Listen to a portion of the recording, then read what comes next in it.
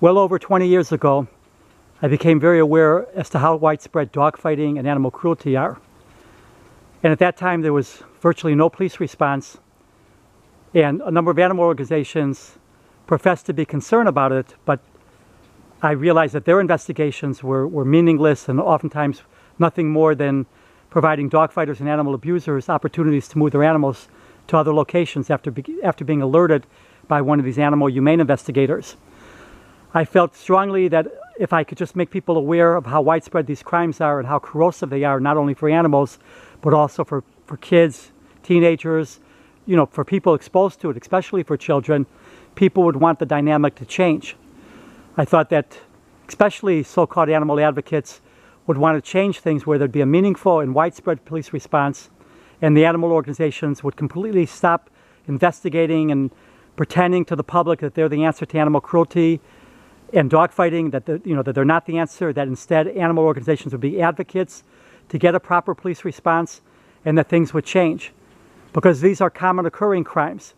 But what I learned is that rather than anything changing, because I also thought at that time that if I raised awareness, raising awareness in and of itself would propel people to want things to change. But I learned that raising awareness about a problem doesn't mean things change for the better.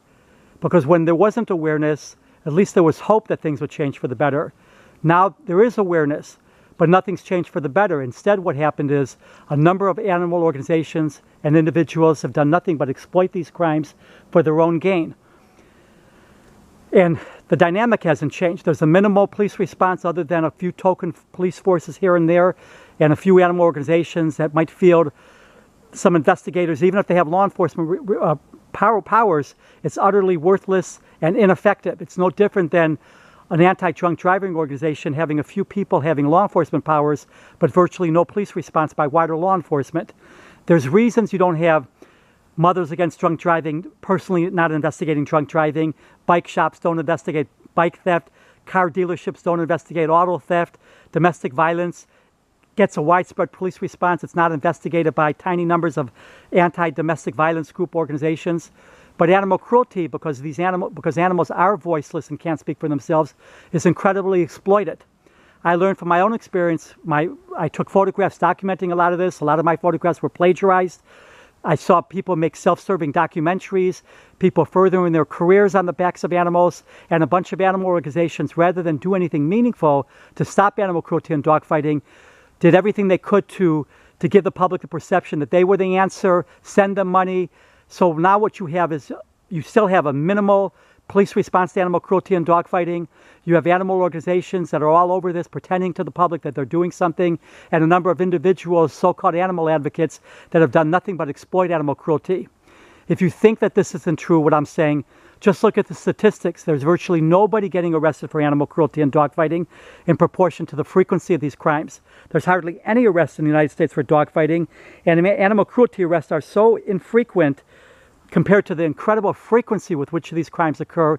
And this is because of the dysfunctional nature of the whole thing, where you have minimal police responding to it, you have token forces here and there, as I mentioned before, you have utterly worthless, ineffective animal organization response to animal cruelty. What needs to change is there's no animal organization should be investigating animal cruelty. There's no need for token forces. All that has to happen is for people to recognize that dogfighting and animal cruelty are common occurring crimes. Police should respond to them as they do any other crime when they encounter these crimes.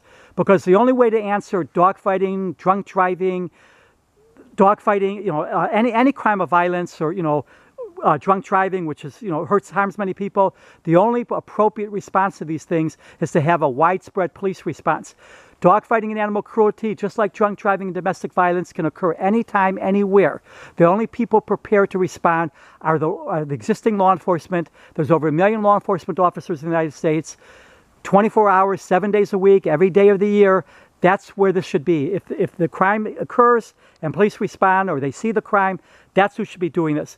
It's never going to happen as long as animal organizations continue to exploit these crimes for their own gain, as long as so-called animal advocates and others exploit it to promote themselves, throw out documentaries out there, pursue their own careers, make money off of this. The only answer is to treat animal cruelty and dogfighting as any other crime, which requires a widespread police response. If animal organizations want to do anything about these crimes, they should do the same thing I told them over 20, 25 years ago. Be advocates. Be advocates to get a proper law enforcement response. But apparently that's the last thing they want to do because there's too much money with the existing pathological status quo.